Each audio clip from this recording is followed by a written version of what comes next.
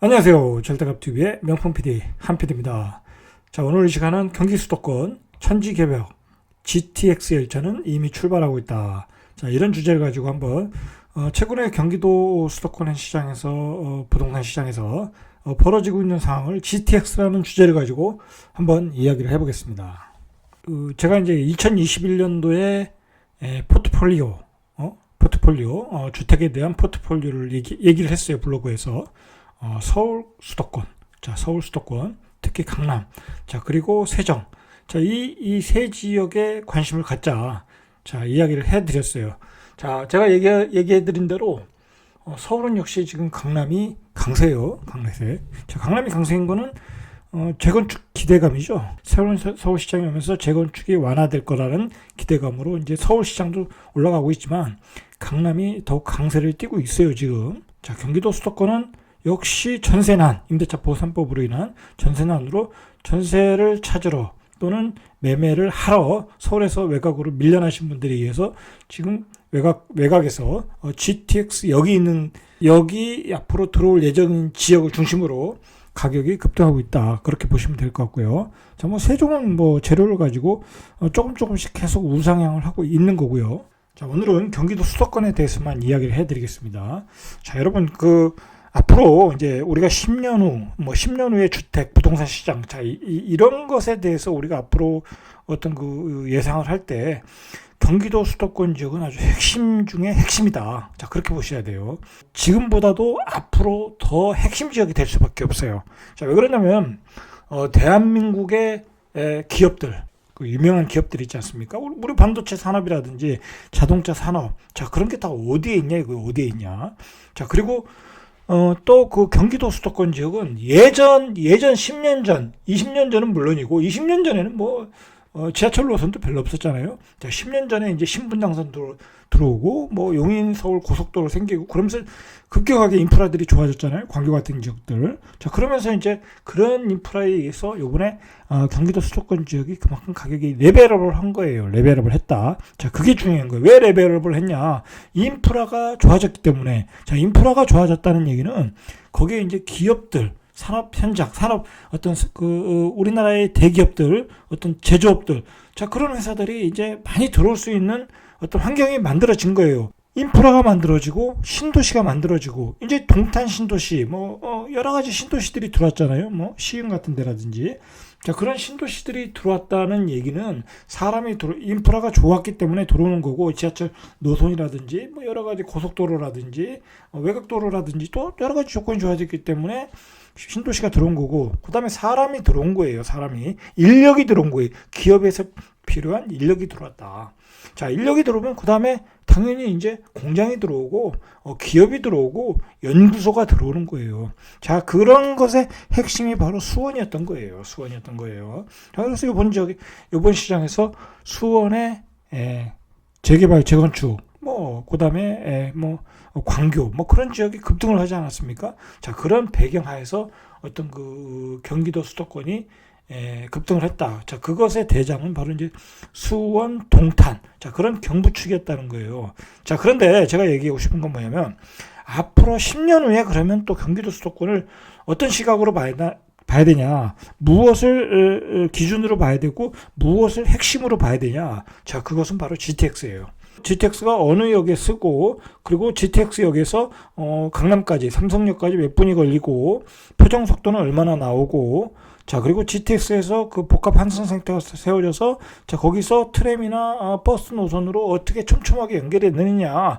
자, 그런 편리성에 의해서 이제 경기도 수도권은 한 번 더 레벨업이 가능하다는 거예요. 가능하다. 자, 그런 GTX가 생기고, 서울의 근접성이 좋아지고, 그러면 또 주변에 인프라가 좋아지겠죠. 또 많은 아파트들이 지어질 거예요. 그러면 또 많은 사람들이 들어서 살 것이고, 또 많은 기업들이 들어올 거란 말이에요. 자, 이제 바로 또 이게 문제. 왜 문제냐면, 그렇게 환경이 좋아지고 사람이 다 몰려 들어오면 결국은 지방 도시들은 다 소멸되는 거예요. 자, 그리고 제가 뒤에서 얘기했지만, 그런 GTX역이 생긴다는 얘기는 그 주변의 토지들, 또 인근에 있는 토지들이 다 개발이 된다는 거예요. 어떤 도시개발 방식이라든지 택지직구 방식이라든지 아니면 뭐 LH에서 수용해서 개발한다든지 어떤 형식으로든지 개발이 될 것이다. 재건축, 재개발도 될 것이고. 왜냐면 이제 GTX가 생기니까 사업성이 높아지고 분양가도 높아지고 사람들이 수요가 있고 서울에서 밀려 나올 거니까. 자, 그렇게 되면 또 많은 인구들이 빨려 들어간다. GTX는 전국의 어떤 전국에 있는 인구를 빨아들이는 어떤 블랙홀이 될 거라는 거예요. 블랙홀. 자, 이게 문제라는 거예요. 이게. 자, 여기 GTX 얘기는 조금 더 뒤에서 자세히 얘기하고 최근의 시장을 우리가 한번 봐야 돼요. 자, 최근의 시장을 보면 경기도 수도권과 서울 시장이 다 뜨거워요. 어느 정도 뜨거워요.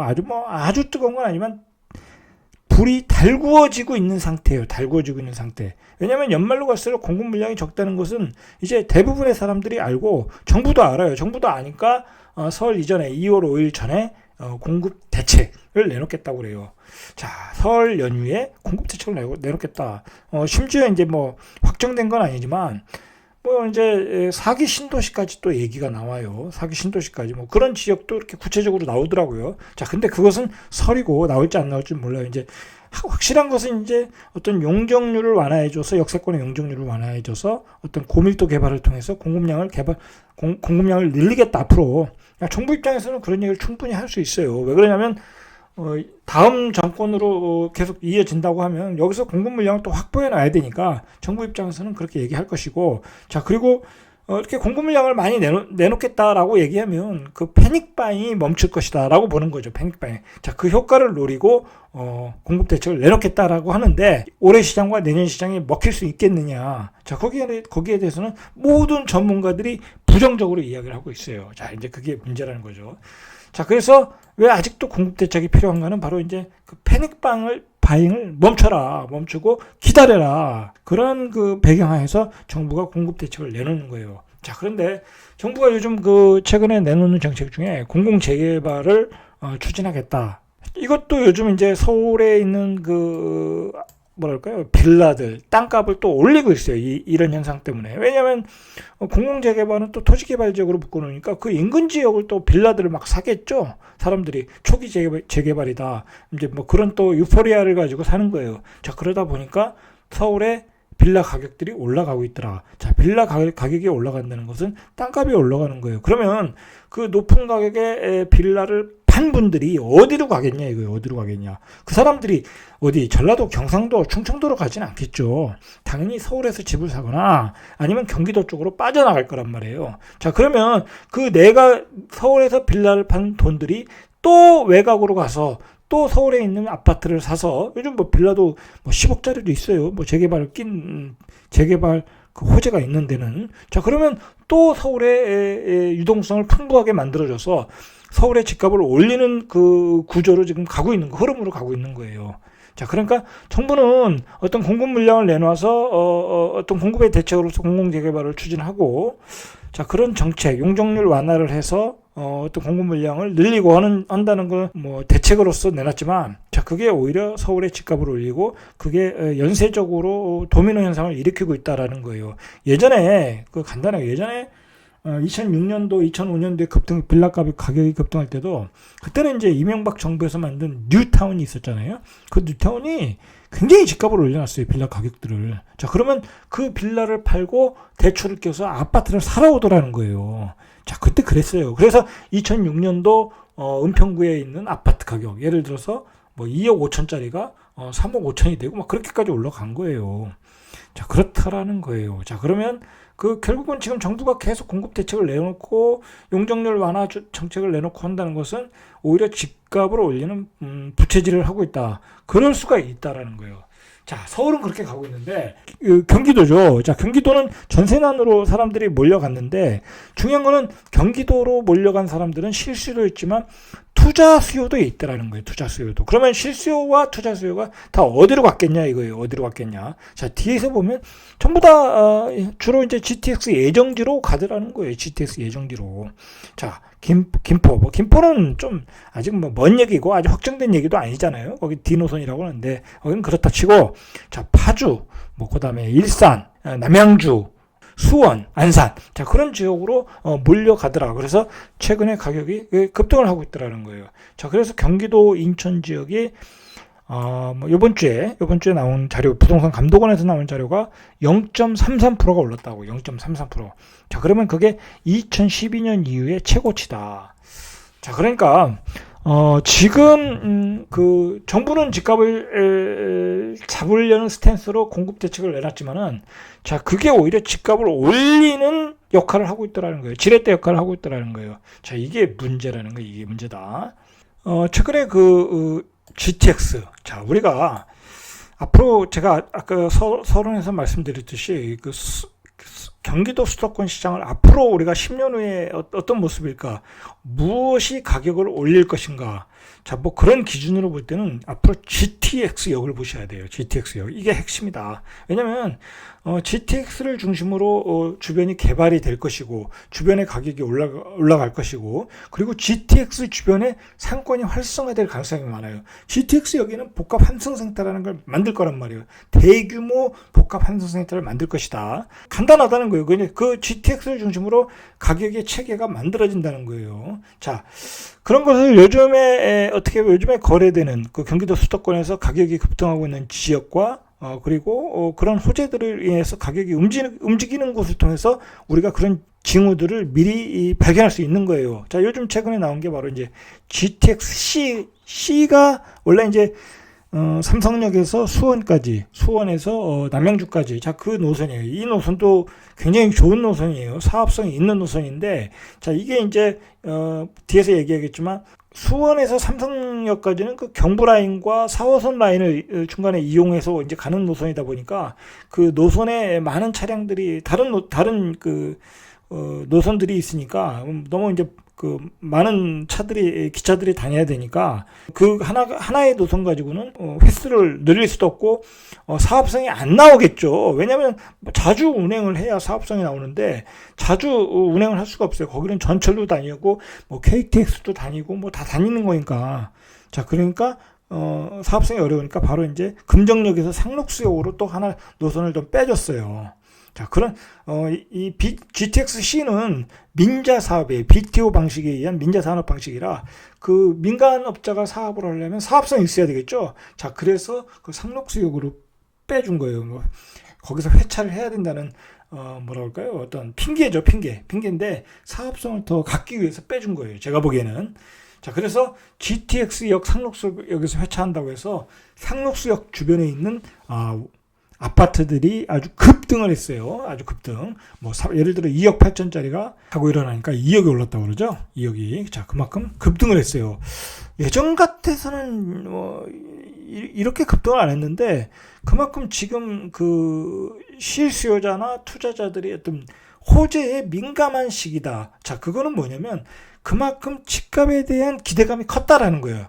자, 그러니까 호재가 나오면 급등을 하는 거예요. 자, 그게 창릉 신도시의 창릉역 GTX A 노선에 복합 환승센터가 세워진다. 자, 그래가지고 거기도 뭐 8억 5천짜리가 한 10억 9천, 11억까지 올라갔어요. 자, 저 개인적으로는 뭐 삼성 지축, 거기는 이제 강북 택지지구니까 제 개인적으로는 그렇게 선호하는 지역은 아니에요. 너무 멀잖아요. 경부라인 쪽에서. 자, 강북 택지지구니까 그래서 뭐 크게 가격이 이렇게 탄력을 받고 올라가는 지역은 아니다라고 생각했는데 이번에 GTX A 노선의 그 역 신설로 가격이 급등했다. 자, 이제 최근에 경기도에서 이렇게 가격이 급등한 지역을 보니까 고양시, 자, 의왕, 여기도 이제 노선이 하나 들어간다고 하잖아요. C노선. 자, 의정부는 뭐 말할 필요도 없는 거고, 파주, 남양주, 수원, 이런 지역이 지금 경기도 수도권에서 어떤 그 가격을 리드하고 있다. 그런 얘기죠. 자, 그래서 덕양구 A 노선, 그 다음에 상록수 C노선. 자, 이 두 지역이 급등을 하면서, 그것을 살려고, 상록수역 같은 데에서는 줄을 서서 기다리고 있다고 그래요. 줄을 서서. 매수자가 한 100명이 대기를 하고 있다고 그래요. 자, 그래서 이번 주에 나온 부동산 감독원에서 나온 그 상위 10개 지역 중에 8개 지역이 바로 이제 GTX 노선하고 관련된 지역이다라고 보시면 돼요. 그러니까 이제 외곽 지역으로 가서 집을 사시는 분들이 패닉 바잉 상태가 돼서 사고 있는데 이왕이면 다홍치마라고 뭐 앞으로 올라갈 지역을 사고 싶겠죠. 교통이 좋아질 지역. 자, 그러니까 그 사람들이 GTX 노선을 따라 움직이고 있더라는 거예요. 어느 정도 올랐나 한번 보시죠. 경기도 양주가 이게 한 달간 수치예요. 4.86이 올랐고 경기도 덕양구 여기는 이제 A 노선이죠. 창릉 쪽이죠. 그때가 여기가 한 4.53. 한 달 동안 이렇게 많이 올랐다고 그래요. 자, 인천 연수구 여기는 송도죠. 자, 여기는 그 B 노선인데 여기도 한 2.96 정도 올랐다. 경기도 파주시도 이제 1.94. 예전에 많이 올랐으니까 좀 상승률이 다른 데보다는 적겠죠. 문제는 뭐냐면 이러한 그 개발 계획을 뭐 지금의 정부든 뭐 다음에 잡을 정권이든 계속해서 추진할 수밖에 없어요. 자, 왜 그러냐면 이런 개발 계획과 어떤 추진력에 따라 표심이 달려 있는 거예요. 자, 그러면 이것을 빨리 추진하는 그 정당, 뭐 그런 정당을 당연히 그런 정당한테 표심이 몰리겠죠. 뭐 우리가 이제 부산의 가덕도를 보면 알잖아요. 가덕도 공항에 따라 지금 표심이 오락가락 하잖아요. 자, 그런 거라는 거예요. 자, 경기도 요즘 그 경기도 지역이 얼마나 또 이렇게 좀 달궈지고 있냐면 경기도 매매 아파트 수급 지수가 124.3. 이게 2012년 이래 최고치다. 자, 그리고 판교 요번에 이제 저번 주인가요? 판교 밸리 자이밸리죠. 자, 이것을 분양을 했는데 만점도 탈락했다고 그래요. 만점도 탈락했다. 그러니까 4인 가족 기준으로 69점도 탈락했다. 그러니까 그 거의 이제 그 A급 지역에서는 분양을 받는다는 것은 거의 불가능하다. 이제 그렇게 봐야 되겠죠. 자, 우리가 이제 GTX는 이제 사업성과 일정을 봐야 돼요. 자, 이제 우리가 그 호재가 나왔다고 해서 그냥 가서 덥석 사고 그러면 안 되는 거예요. 확정이 되지도 않았고 상록역에서 회차를 하겠다고 그랬지 아직 정차를 하겠다는 말은 없었어요. 그러면 거기서 회차하고 돌아가면 끝이 되는 거예요. 뭐 그럴 가능성은 별로 없지만 어쨌든 확정이 돼야 되는 거예요.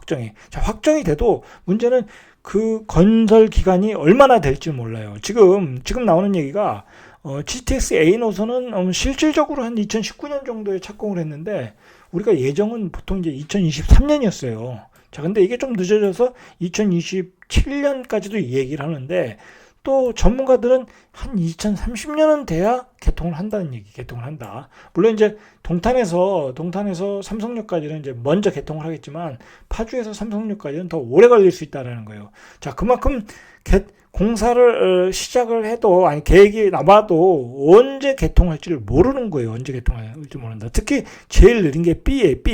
GTX B 노선이에요. B 노선은 또 사업성이 떨어진다고 그래요. 여기는 이제 또 강남으로 가는 노선이 아니잖아요. 자, 그리고 이 B 노선은 1호선과 또 오버랩이 돼요. 자, 그러다 보니까 사업성이 좀 떨어진다. 그러다 보면 시간이 더 걸릴 수 있다라는 거예요.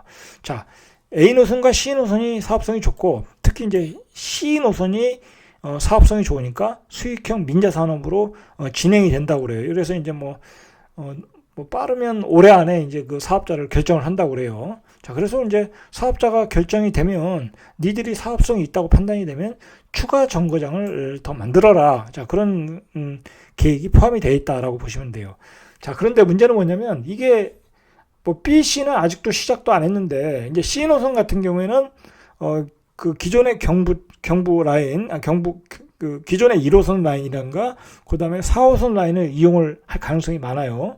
자, 중간중간 이제 빈 지역만 건설하면 되니까 건설 기간이 좀 짧고 빠를 수 있어요. 최소한 삼성역에서 수원까지, 그 다음에 예를 들어서 뭐 상록수역에서 삼성역까지는 빠를 수가 있어요. 그거는. 자, 그런 차이는 분명히 있지만은 어쨌든 이게 공사 자체가 어렵고 그 깊이 들어가서 대도심이라고 해야 되나요? 그 깊이 40m 이상 들어가서 파서 공사를 해야 되는 거기 때문에 난이도가 있는 공사이기 때문에 오래 걸린다. 자, 근데 만약에 예를 들어서 이렇게 생각하면 돼요. 2030년에 예를 들어서 2030년에 이제 파주와 삼성역에 개통이 된다.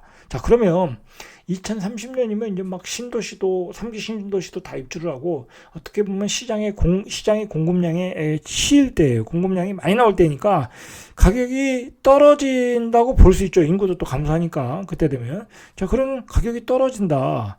자, 그러면 그리고 뒤에서 얘기하겠지만 다른 대안되는 그 뭐랄까요? 그 교통수단이 또 많이 생겨요. 2030년 되면. 자, 그런 문제로 어떤 그 가격이 변동성이 커질 수가 있다는 거예요. 가격이 오르고 내린 폭이 커질 수 있다. 그러니까 지금 너무 비싸게 사는 것은 별 의미가 없다라는 얘기예요. 제 얘기는. 너무 비싸게 사는 것은 별 의미가 없다. 왜냐면 당장 개통이 될 것도 아니고 2030년이라고 보면 2030년 사이에 지금부터 2030년 사이에 지금 2021년이니까 앞으로 9년 나오잖아요. 그러면 그 사이에 어떤 집값의 변동 사이클이 커질 수 있다. 그 GTX와는 상관없이 가격이 떨어질 수도 있다라는 거예요. 자, 그러니까 서두를 필요가 없. 자, 어쨌든 그 C 노선은 사업성이 좋다고 그러니까 민자 산업으로 간다. 자, B 노선은 사업성이 떨어져서 좀 오래 걸릴 수 있다. 자, 1호선과 겹친다. 자, 이 보통 이제 이게 이 GTX가 다 생기면은 A, B, C가 생기면은 한 100만 명 정도가 이용한다고 그래요. 100만 명 정도가. 그 역마다 환승센터가 만들어서 버스와 연결을 하겠죠. 그 부근에 있는 지역도 다 좋아지는 거예요. 그러니까 GTX에서 내려가지고 지하 1층으로 와서 거기서 이제 버스가 오면 그걸 타고 이제 집으로 가면 되는 거예요. 이게 이제 환승센터의 어떤 역할이라고 보시면 되는 거예요. 자, 우리가 그 GTX의 경제성을 한번 봐야 돼요. 이거는 제가 보니까 추진할 수밖에 없고 이게 대세예요. 대세. 자, 이거 보세요. 일일 차량 진입이 38만 대가 감소가 된다고 그래요.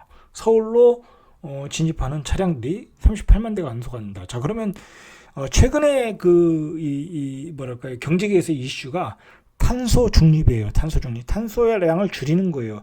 그럼 자동차가 탄소를 줄이니까, 자동차가 감소하니까 탄소량이 줄겠죠.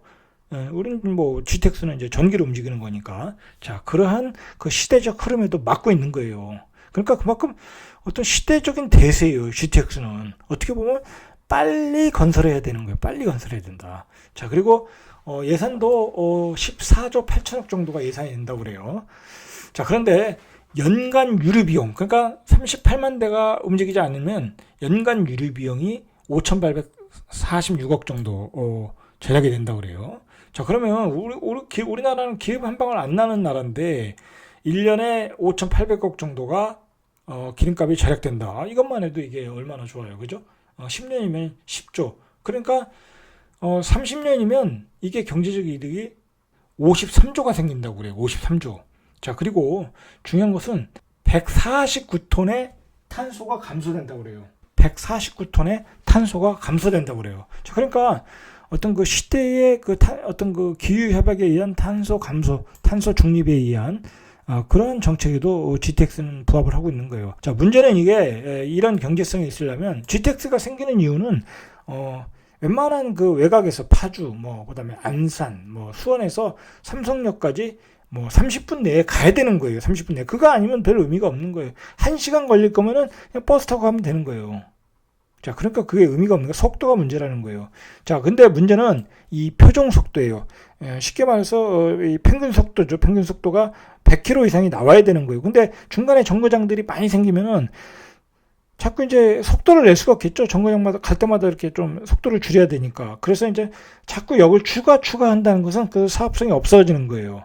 역에 대한 추가는 기대를 하면 안 돼요. 근데 C노선은 이제 이 사업성이 높은 지역이고, 예를 들어서 왕십리 쪽을 통과하다 보니까 왕십리 쪽에서 역을 추가한다. 몇 개 역이 좀 추가될 것 같아요. 예를 들어서 GTX가 생기면은 어떻게 달라질까요? 우리가 이제 그걸 구분해야 돼요. 앞으로 GTX에 생겼을 때의 어떤 그 변화, 그 변화는 쉽게 얘기해서 일산에서 이게 이제 최대치를 잡은 것 같아요. 그 지금의 정거장 수와 그리고 평균 속도 100. 그리고 최대 속도 180을 기준으로 해서 최대로 달렸을 때 일산에서 삼성역까지 20분. 자, 이러니까 일산이 집값이 올라가는 거예요. 자, 동탄에서 삼성역까지 19분에서 20분. 자, 20분 안에 간다는 거예요. 20분 안에 강남을. 자, 수원에서 삼성역까지 22분. 자, 이러니까 집값이 올라갈 수밖에 없죠. 자, 송도에서 서울역까지 27분. 자, 이게 이제 평균 시속 100은 나와야 된다고 그래요. 근데 우리가 보통 지하철이 한 30에서 40이에요. 그러니까 한 3배 정도 나오는 거죠. 3배 정도가 나오는 거예요. 자, 근데 중요한 것은 그 GTX역이 생기면 그 주변에 또 트램이 생겨요. 동탄 같은 데 트램이 생겨가지고, 트램과 트레인이 생겨가지고, 그게 실핏줄이 돼가지고, 역에서 떨어진 아파트와 이렇게 연결망을 만들어서 사람들이 많이 이용하게끔 만들 거라는 거예요. 자, 그 역할을 하는 게 복합환승센터예요. 사업성이 떨어지면 노선은 연장되는 경향이 있을 수 있다는 거예요. 예를 들어서 어느 노선에 그 종착역에 사람이 너무 없다. 이것 가지고는 안 된다. 자, 그러면 조금 더 연장이 될 수 있겠죠. 자, 그런 여지는 조금 있는 것 같아요. 복합 환승센터를 이제 만들 거예요. GTX역에. 자, 환승센터 동선을 내리면 한 180m 이내에 만든다고 그래요. 이제 예를 들어서 뭐 지하 3층에 이제 다니면 지하 1층에 이제 환승센터를 만들겠죠. 환승 시간은 기준으로 한 3분 정도 내로 가능하게끔. 그래서 이제 지하에서 버스 타고 이제 바로 이제 아파트 앞에서 내릴 수 있도록.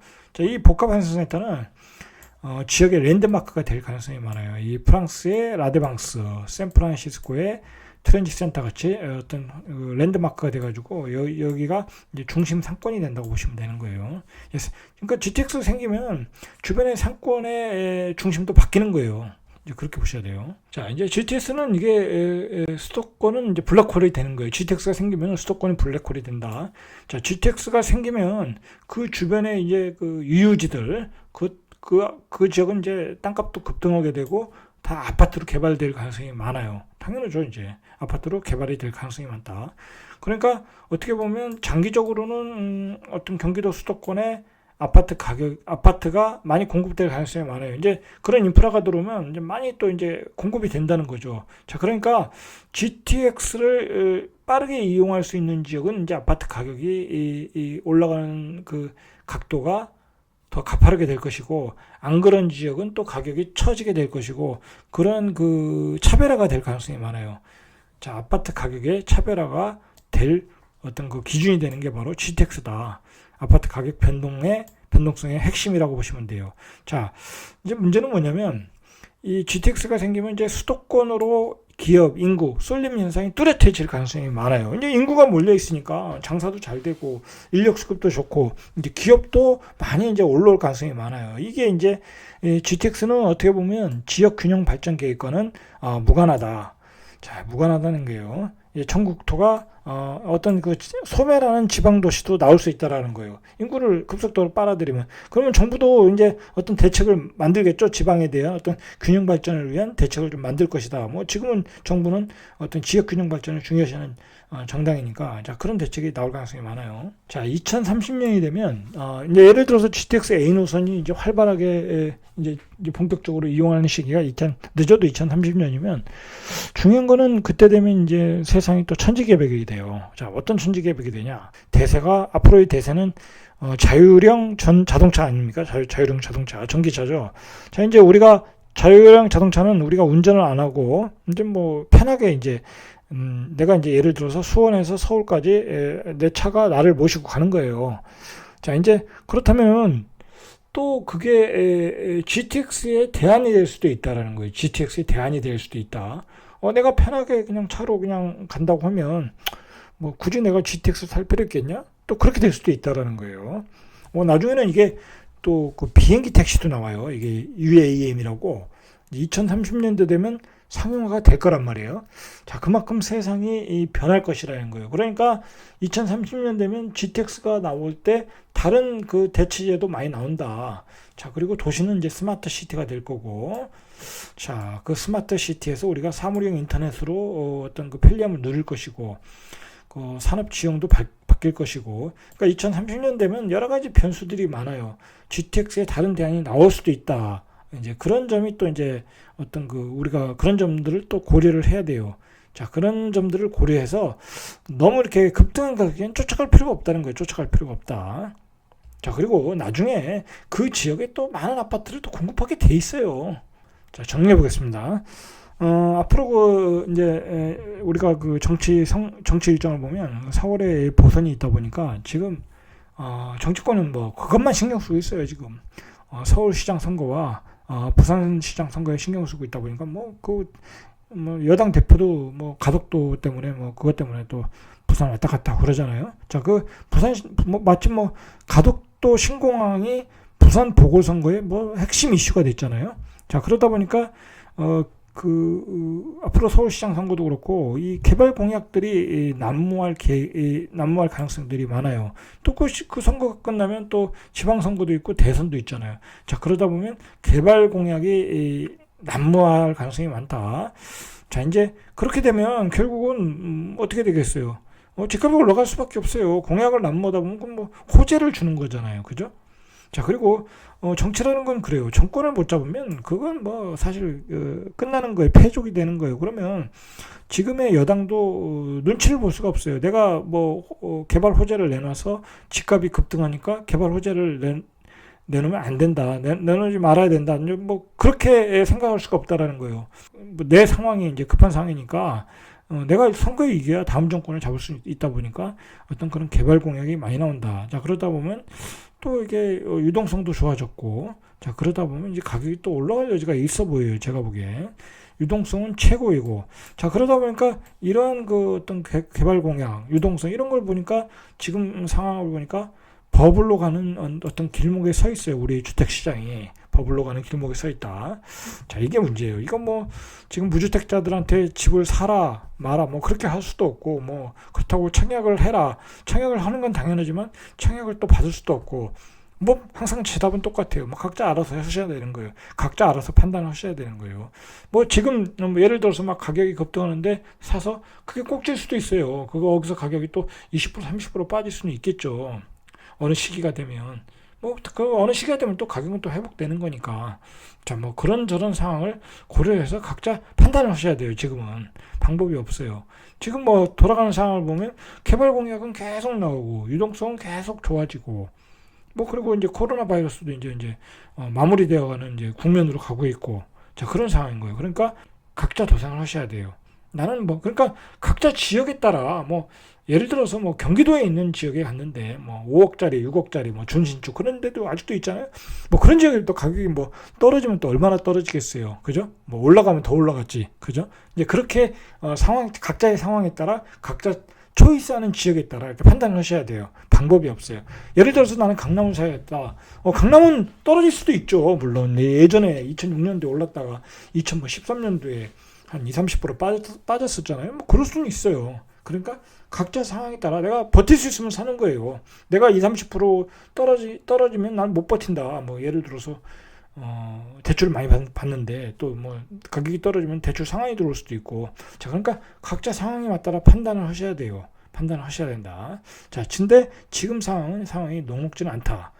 저는 그렇게 이야기하고 싶습니다. 자, 이상 절대값 TV의 명품 PD 한 PD였습니다.